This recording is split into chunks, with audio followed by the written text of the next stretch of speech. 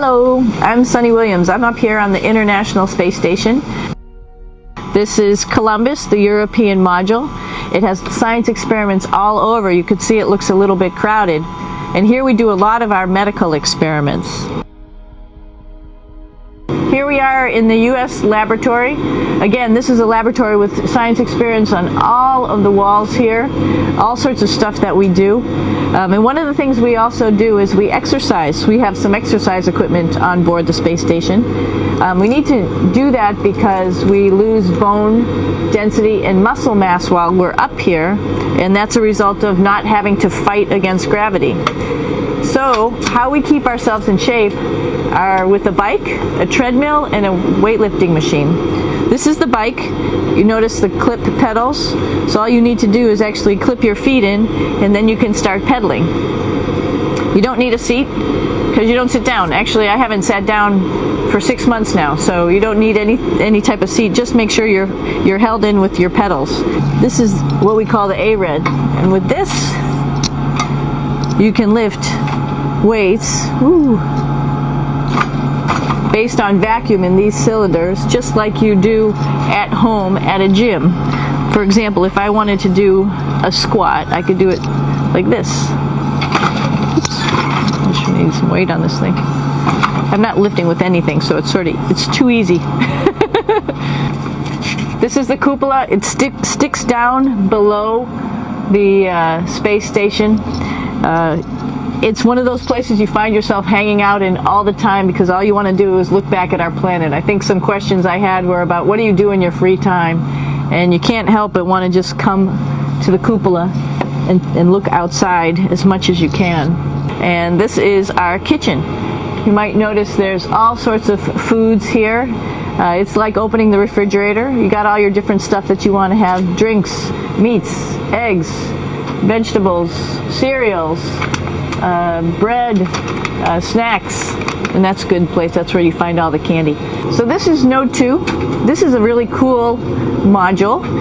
Of course, most of these modules you'll see they have 4 sides. The reason I'm bringing that up is because this is where 4 out of 6 of us sleep. And so people always ask about sleeping in space. Do you lie down? Are you in a bed? Not really, because it doesn't matter. You don't really have the sensation of lying down. So here's one sleep station right here. I'm going in right now.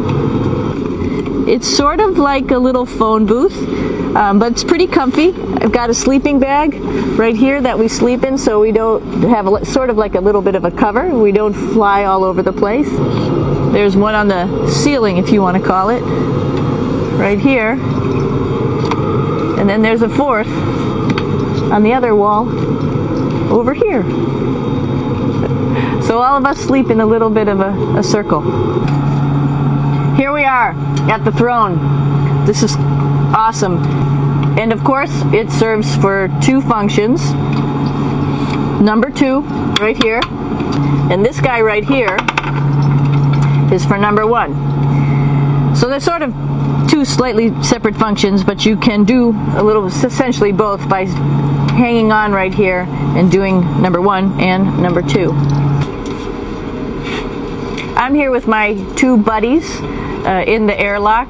Actually, these are 2 spacesuits that are ready, primed up to go outside, as we call it, to go do a spacewalk in case we have to do anything outside. Some of the things we do outside are just like inside, repairs. We have a lot of electrical boxes and machinery and solar arrays, in fact, that I talked about earlier, that are outside, and sometimes they don't work quite right.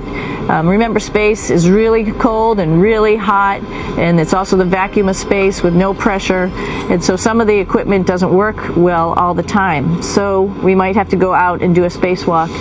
So you can see what it looks like inside. Somebody's little head would be inside of here. So you can see, you can turn your head all the way around while you're inside of there, but the helmet stays still, so that's determines your how far you could see. And it's usually pretty sunny out there, so we have to wear our sunglasses, and this is our sunglasses right here, which make you look pretty cool. just starting to get ready. We're preparing a couple days ago for our ride home. The seat is molded to your body, and so you can just sort of squish in here and be pretty relaxed. Everybody has a handmade seat for them.